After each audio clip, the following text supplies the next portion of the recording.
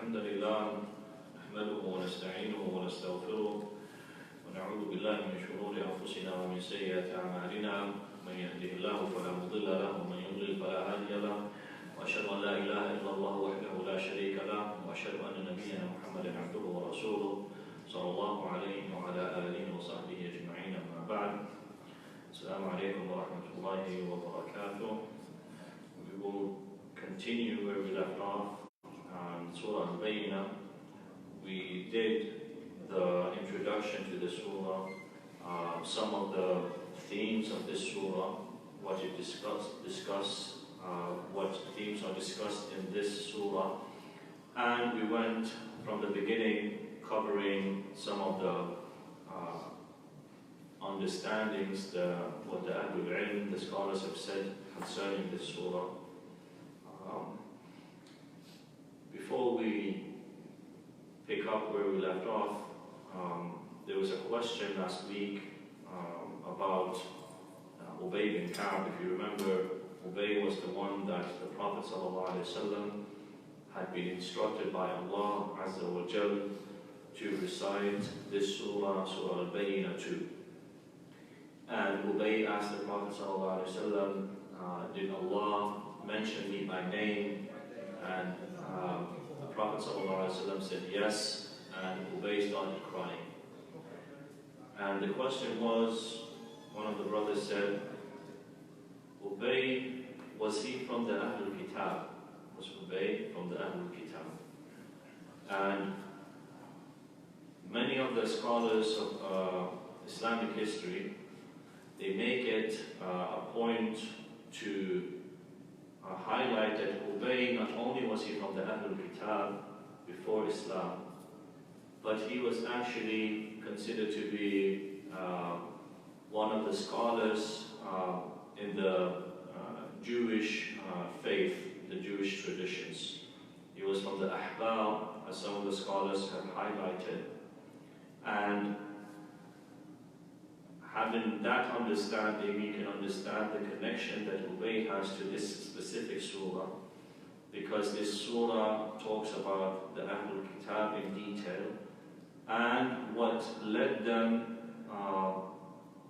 to go astray and what made them remain upon that misguidance.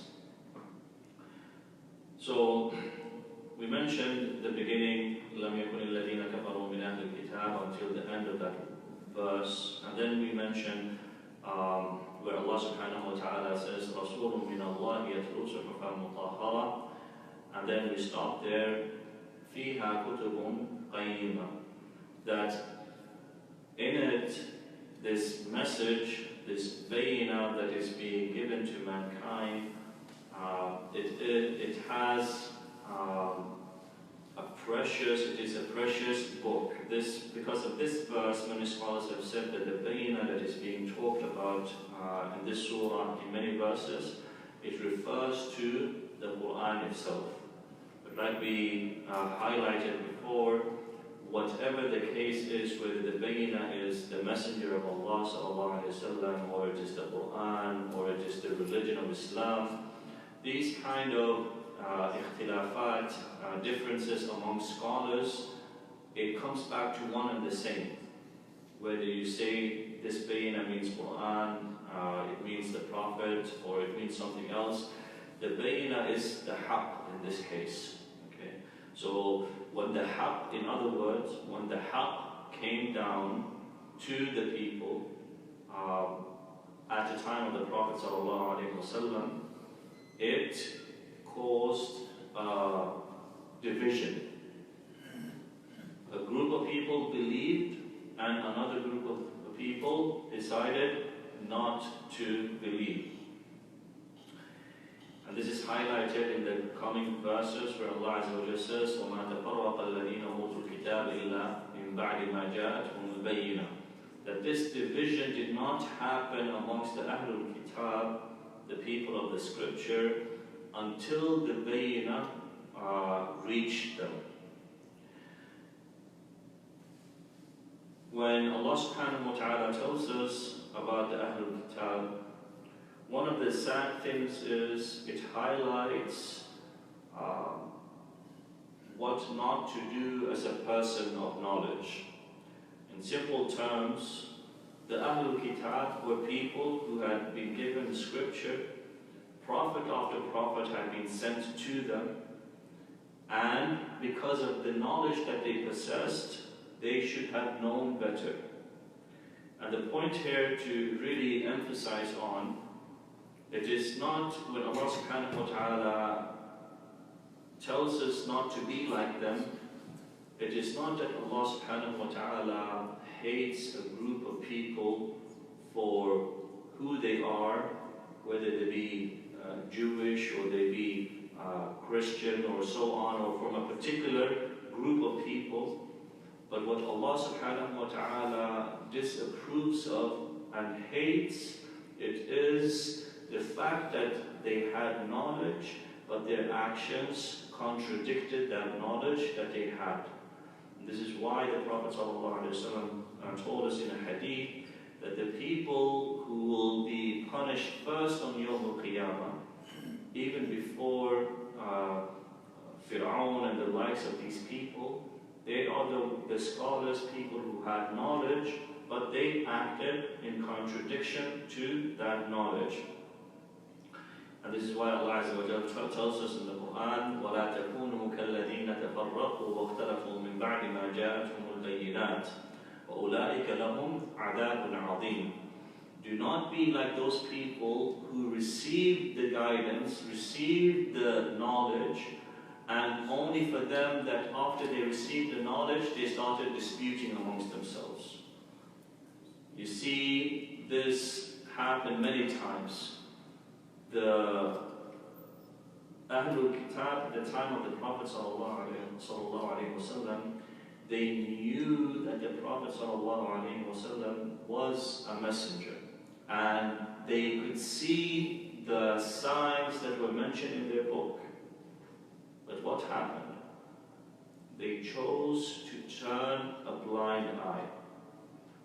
So this teaches us as Muslims that when the truth comes, as Muslims we embrace the truth, even if it comes from a source that we do not recognize. What do I mean by that? There is a well-known hadith of the Prophet ﷺ where one of the companions interacts with a man who he later on comes to find out is no other than Shaitan Iblis himself. And he is given advice from Shaitan, from the Iblis.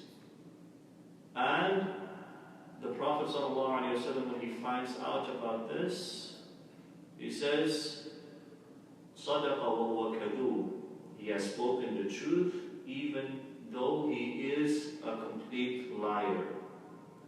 The scholars in Islam, they say that this shows how beautiful and how important the truth is. That the truth remains the truth regardless of who says it. If a young child comes up to you and tells you you're doing something wrong, let's say, Allah forbid, you're smoking. We know as Muslims, you shouldn't be smoking. And then a child comes up to you and says, what you're doing is haram, it's not permissible. Does the fact that it's coming from a child take away from the truthfulness of it? No. Even if the one that is known to lie all the time, such as Iblis, if he says kalimatul haq as a word or statement of truth, then it does not, his character does not change the truth.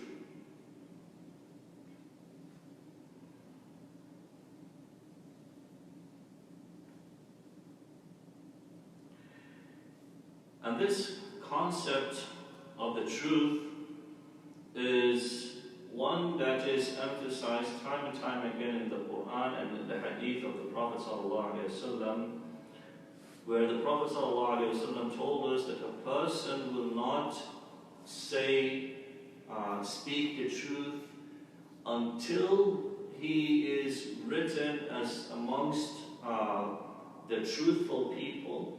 And this truth, the Prophet ﷺ told us, it leads to righteousness, which in turn leads to Jannah. It leads to righteousness, which in turn leads to Jannah. So, when you look at the Quran, for example, Allah subhanahu wa ta'ala tells us, كُونُوا قَوَّامِينَ بِالْقِسْطِ, stand up for the truth, or stand up for justice rather. And justice and truth, they go hand in hand. So when Allah Azza wa Jalla says, stand up for justice, stand up for truth, Allah Azza wa Jalla reminds us, وَلَوْ كَانَ عَلَىٰ أَنفُسِكُمْ, even if it is against yourselves. This is how important the truth is. That as Muslims, we do not only speak the truth when it suits us. We do not only speak the truth when it suits us. We speak the truth even if it is against our own selves. If someone asks us, did you do that? Then the Muslim response is, you do not look at, will this benefit me? Will this harm me? No, the truth is the truth, and the more you speak the truth, the more Allah subhanahu wa ta'ala will help you, and the more Allah subhanahu wa ta'ala helps you, the more your shortcomings and your other mistakes are hidden. And this is like another point that we mentioned, where the truth is always one. The truth is always one, but the lies are many. And you experience that from a very young age. If you tell one lie, you have to tell another lie in order to cover that first lie. But if you tell the truth, the only thing that you need to do is to repeat that truth again and again. This is why you see the religion of Allah, Islam, being the same throughout generations. What was the message that Anbiya, the prophets, came with? Every single prophet had one truth. He said, Ya qawmi a'budullaha ma lakum min ilahin ghayruh. It never changed. But when you look at the things that are falsely attributed to Allah, you'll find that there are many different versions. A group of people said the angels are the daughters of Allah. Other people, they would say Allah has taken a son. Other people, they would say it is not only one Allah, there are many aliha, many different gods. So you see that the truth, it never changes, and it always remains consistent, and it remains one. Whereas these lies and these fabrications, every time there is always something new that is brought up. So when Allah subhanahu wa ta'ala tells us, وَمَا تَفَرَّقَ الَّذِينَ أُوتُوا الْكِتَابَ إِلَّا مِنْ بَعْدِ مَا جَاءَتْهُمُ الْبَيِّنَةُ, in the coming verses, Allah Azza wa Jal tells us how absurd this division is. Because what is it that Allah subhanahu wa ta'ala commanded them to do? It was one simple commandment. وَمَا أُمِرُوا إِلَّا لِيَعْبُدُوا اللَّهَ مُخْلِصِينَ لَهُ الدِّينَ حُنَفَاءَ, that they worship Allah subhanahu wa ta'ala with the ikhlas. And the point here to understand is, in other parts of the Quran, when you ask people, when the question is put towards those who associate partners with Allah, why do you worship these idols? Do you know what their response is? The response throughout time has always been, مَا نَعْبُدُهُمْ إِلَّا لِيُقَرِّبُونَا إِلَى اللَّهِ زُلْفًا. Even the mushrikeen themselves, they realize that they do not need these things that they associate Allah and partners with Allah. But what they want to do is they want to reach Allah. But the excuse that they give is they say, for whatever reason, I can't call upon Allah straight. I have to go through intermediates. So I have to go to my sheikh, the priest or the rabbi. I have to confess my sins to the priest so that the priest can make dua for me so that I am forgiven. Whereas Islam eliminates that middleman. In Islam there is no confession, in the sense where you have to come to me as an imam and say, Imam, I made a mistake. No. We are actually encouraged to do the opposite. That we connect with Allah subhanahu wa ta'ala directly. And this is one of the beautiful things about the religion of Islam. The word that is used here is Hunafa. Hanif, in Islamic terminology, it is the one who follows the religion of Ibrahim. Those who follow the religion of Ibrahim alayhi salam, they used to be known as the Hunafa. And in the most simple term, a Hanif is one who has left shirk. They've abandoned shirk completely. And they are focusing on worshipping Allah subhanahu wa ta'ala. And this is in the most basic form what or who Ibrahim alayhi salam was. And this religion of the Hunafa, it remained, especially in a place like Mecca, it still remained even though people started introducing new things. So the Prophet ﷺ, in a sense, he was part of the Hunafa. Even though he did not have much knowledge about it before. The Prophet ﷺ was never a mushrik. The Prophet ﷺ was never a mushrik. He had this intuition in his heart. He felt that worshipping these idols was something that Allah subhanahu wa ta'ala had not decreed. But he did not have the revelation, he did not have the guidance. This is why in the Quran where Allah Azza wa Jalla says, وَالضُّحَى وَاللَّيْلِ إِذَا سَجَى مَا وَدَّعَكَ رَبُّكَ وَمَا قَلَى. Towards the end, Allah Azza wa Jalla says, وَوَجَدَكَ ضَالًا فَهَدَى. That Allah subhanahu wa ta'ala found you misguided, فَهَدَى, and He guided you. The scholars in Islam, they say this means that it does not mean that the Prophet ﷺ was completely misguided. It does not mean that the Prophet ﷺ used to worship these idols in Mecca. But what it means is, he had not yet received this truth from Allah subhanahu wa ta'ala. So this is what Hanif or the Hunafa are. وَمَا أُمِرُوا إِلَّا لِيَعْبُدُوا اللَّهَ مُخْلِصِينَ لَهُ الدِّينَ. And when Allah Azza wa Jalla mentions ikhlas with worshipping Him, this is very important because without it, it is not accepted. Some people, they worship Allah subhanahu wa ta'ala, but they worship others alongside Him, and this is rejected by Allah. And if you notice, after mentioning the worship of Allah, what is the specific type of worship that is mentioned? وَيُقِيمُ الصَّلَاةَ وَيُؤْتُ الزَّكَاةَ. That they establish the salah and they give the zakah. And you find this many times, these two things, they go hand in hand. Very rarely is one mentioned without the other. And it shows how important these things are.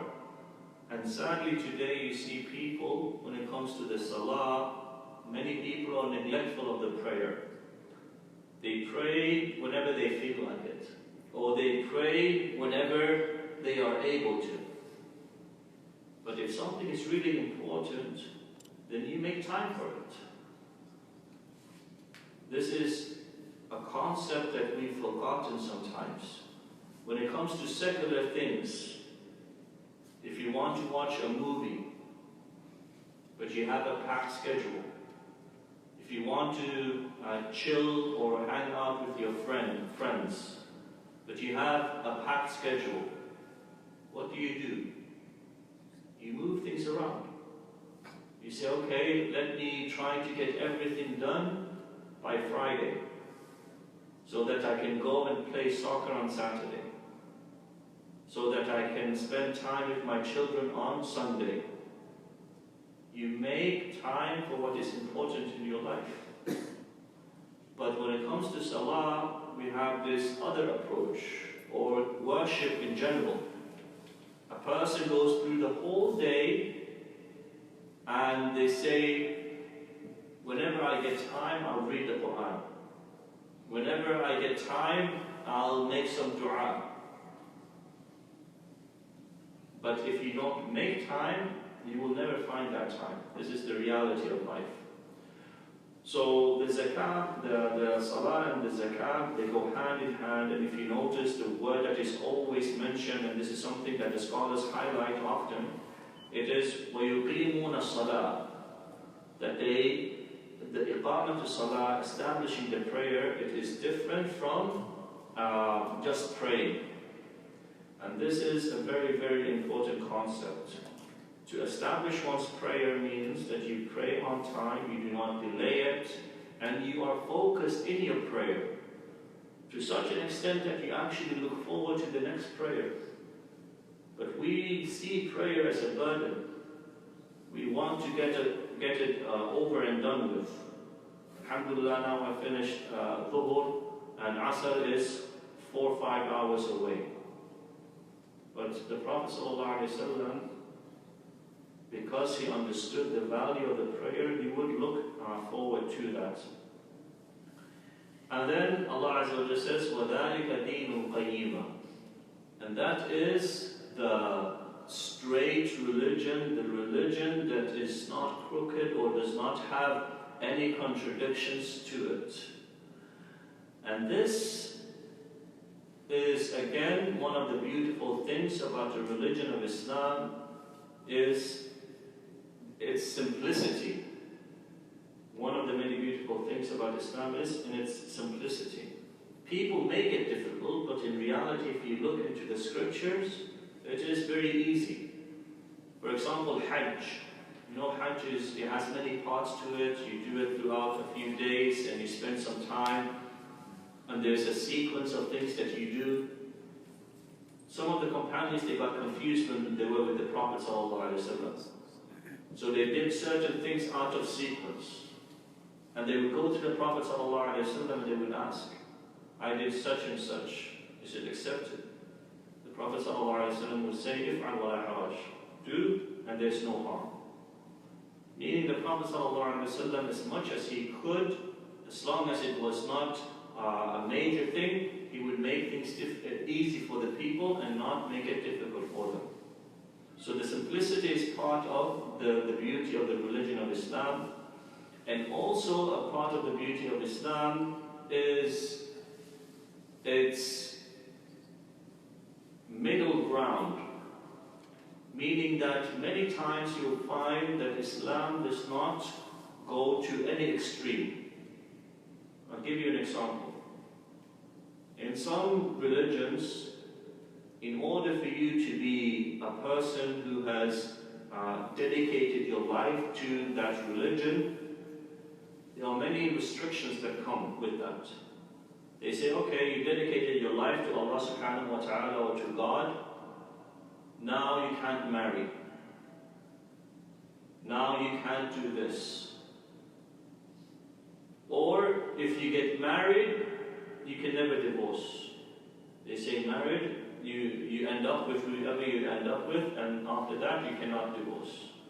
But Islam is in the middle. You can marry and you can divorce. And many of these rules, when you look at how easy it is to get married in Islam, it is very easy. Again, people make it difficult, right? You want to marry a sister and she tells you, okay, give me $50,000 in mahar, right?